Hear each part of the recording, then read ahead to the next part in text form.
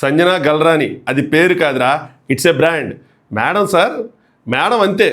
గేమ్ని ఇలా కూడా ఆడచ్చా, ఓహో ఇలా ఆడి కూడా ఆడియన్స్ని ఎంటర్టైన్ చేయొచ్చా అని చెప్పి తెలుగు ప్రజలకి ఈ బిగ్ బాస్ తెలుగు సీజన్ 9 ద్వారా ఒక సరికొత్త గేమ్ స్టైల్ని పరిచయం చేశారు సంజన గల్రాని గారు. నిజానికి సంజన గల్రాని గారు ఆడింది ఆట కాదు, చేసింది కత్తి మీద సాంగ్. అటు ఎంటర్టైన్మెంట్ని ఇటు ఇరిటేషన్ని బ్యాలెన్స్ చేస్తా ఈ బిగ్ బాస్ తెలుగు సీజన్ 9 రణరంగంలో చదరంగం ఆడారు ఆవిడ. కంటెస్టెంట్స్ అందరూ ఉదయం లేచిన తర్వాత ఈరోజు బిగ్ బాస్ ఏం పెడతాడు, ఏం గేమ్ పెడతాడు, ఏం టాస్క్ పెడతాడు, ఎలా ఆడాలి అని ఆలోచించడం మానేసి సంజన గారు ఏ డ్రెస్ వేసుకున్నారు, చీర కట్టారా, డ్రెస్ వేసుకున్నారా, ఓహో చీర కడితే ఈరోజు ఏదో మూడింది, ఏదో జరగబోతుంది అని ఆసక్తిని ప్రదర్శించారంటే అది ఆవిడ ఆట స్థాయి.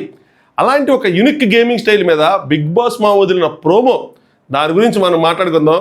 దాని తర్వాత నైట్ ఎపిసోడ్ రివ్యూలో ఇంకా డీటెయిల్డ్గా ఆవిడ గేమ్ గురించి మాట్లాడదాం. Let start. హాయ్ ఫ్రెండ్స్, నా పేరు Anand, welcome to top news. ముందుగా మీ అందరికీ thank you so much. Views తక్కువ వస్తున్నా అభిమానం ఎక్కువైపోయింది. అది మెసేజ్ల రూపంలో, కామెంట్స్ రూపంలో చాలా బాగా కనిపిస్తుంది. Thank you. ఈ వారం మొత్తం ఇలాగే పాజిటివ్గా మాట్లాడుకుందాం అని ముందే చెప్పాను. పాజిటివ్గానే ముగిద్దాం. ఎవరి మీద నెగిటివిటీ ఉండాల్సిన అవసరం లేదు. చివరికి వచ్చేసాం, ఎవరో ఒక్కళ్ళే గెలుస్తారు. అది ఎవరు గెలిచినా సరే ఆ విజయాన్ని మనం యాక్సెప్ట్ చేయాలి. అలా విజయాన్ని మనం సెలబ్రేట్ చేసుకోకపోయినా కనీసం క్రిటిసైజ్ చేసుకోకుండా at least end of the day వాళ్ళు ఏదో విధంగా సక్సెస్ అవ్వాలి. బిగ్ బాస్తో కప్పు కొడితే సక్సెస్ అవ్వరు, దాని తర్వాత ఇంకా చాలా కష్టపడాలి, కష్టపడితేనే సక్సెస్ అవుతారు. అలా వాళ్ళు బిగ్ బాస్ అభిమానులుగా, ముందు మనం ఆ కంటెస్టెంట్ అభిమానుల కన్నా కూడా ఈ సీజన్లో మనం బిగ్ బాస్ అభిమానులు. ఇక్కడ ఎవరు ప్రీ ఫ్యాన్ బేస్తో వచ్చిన వాళ్ళు ఎవరు ఎక్కువగా లేరు. వాళ్ళకి ఎక్కువ మంది ఫ్యాన్స్ అయింది బిగ్ బాస్ చూసే కదా.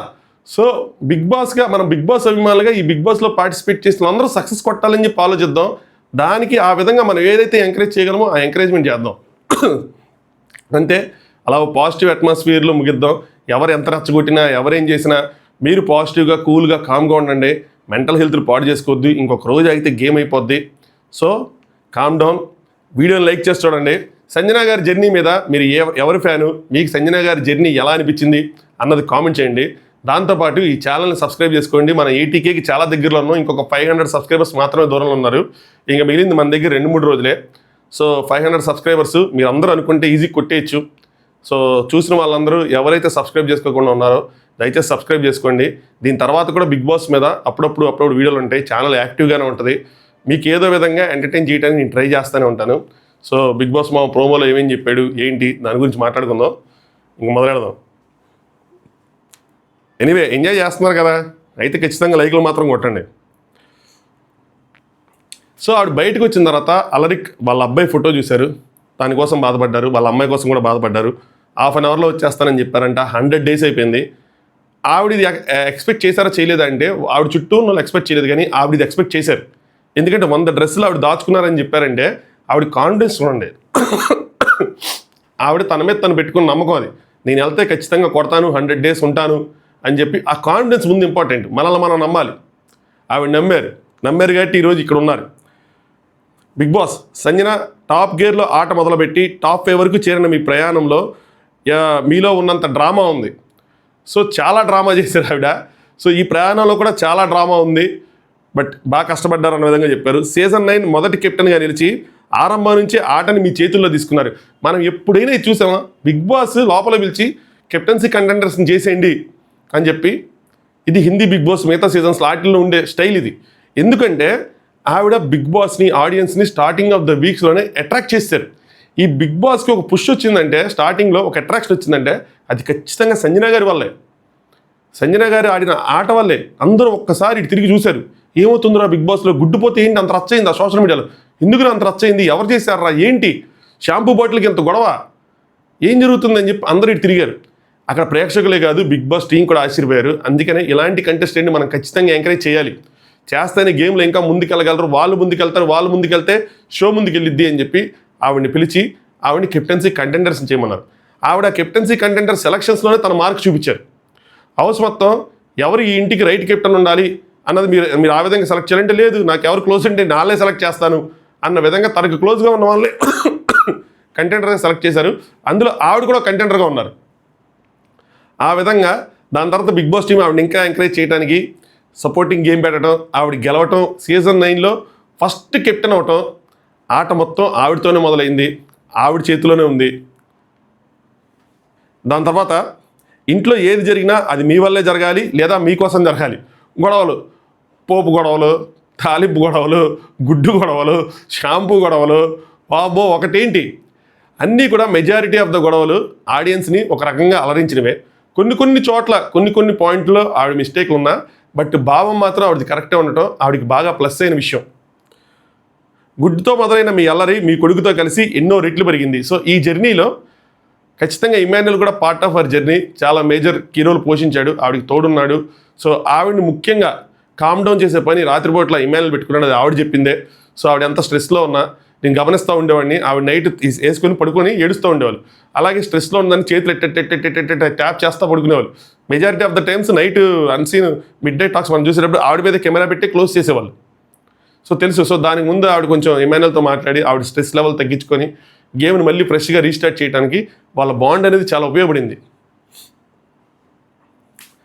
అందరిలో ఒకరుగా ఉంటే ప్రత్యేకత ఏముంది?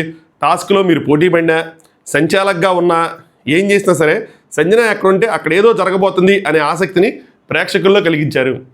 చీర గురించి చెప్పాలని నా కోరిక. ఈరోజు సంజన చీర కట్టిందంటే ఈరోజు ఏదో జరగబోతుంది అని చెప్తారేమో అని నా కోరిక.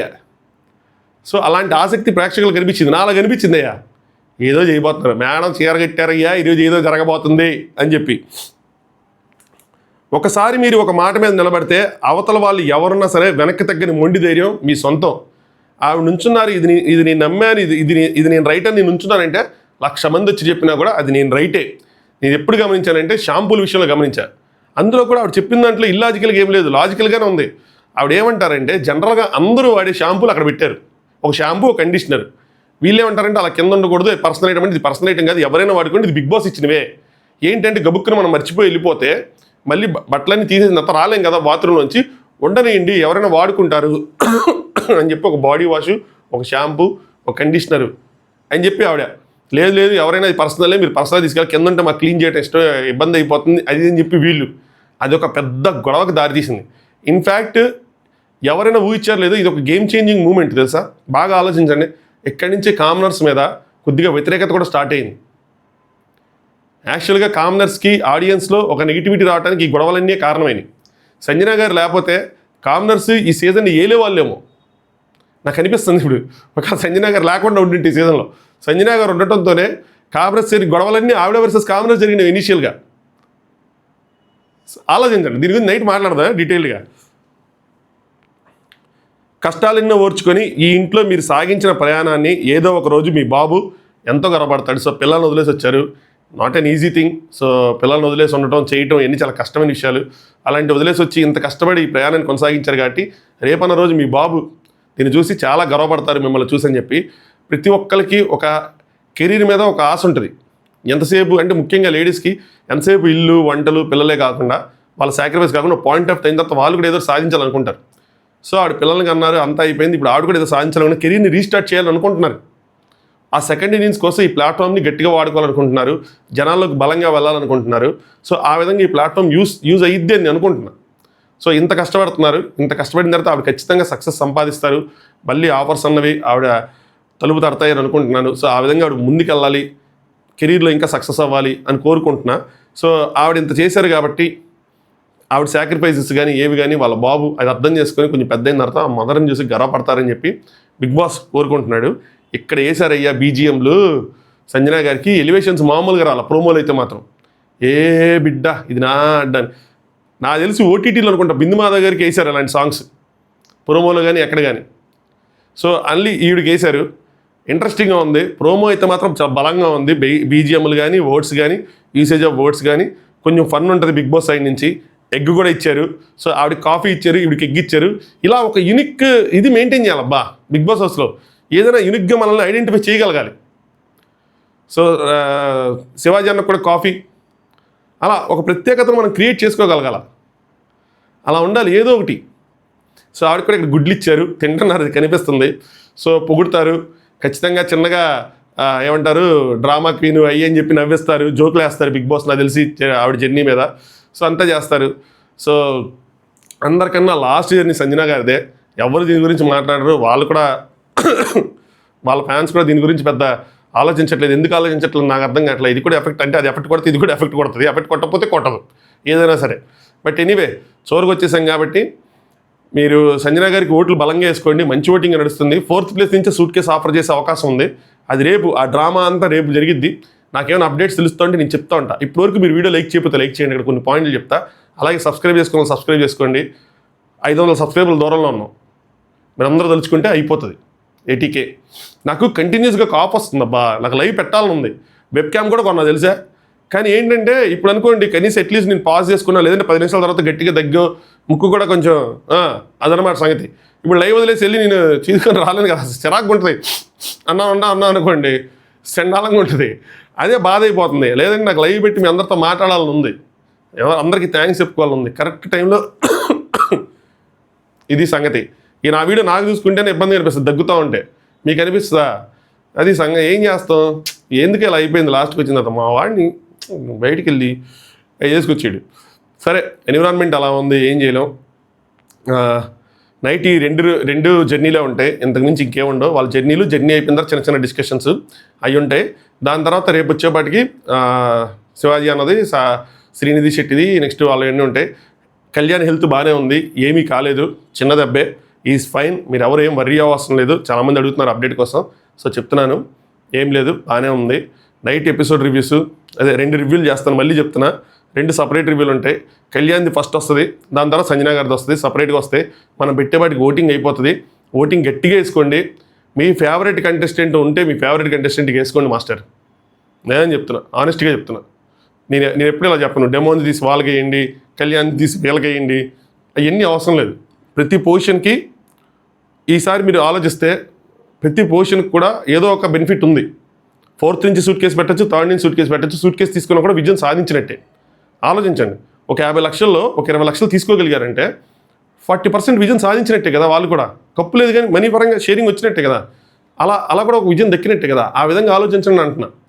సో అంతే, ఓట్ షేర్ చేయాల్సిన అవసరం ఎవరికీ లేదు. అటు తనుజాకి మీరు వేయాల్సిన అవసరం, కళ్యాణ్కి అవసరం. మీ ఓట్లు మీరు వేసుకోండి, వాళ్ళ ఫ్యాన్స్ వాళ్ళ ఓట్లు వాళ్ళు వేసుకుంటారు. టఫ్ ఫైట్ నడుస్తూ ఉంది. నెక్స్ట్ ఓటింగ్ అనాలిసిస్లో డీటెయిల్గా మాట్లాడుకుందాం. Thanks for watching. Top news.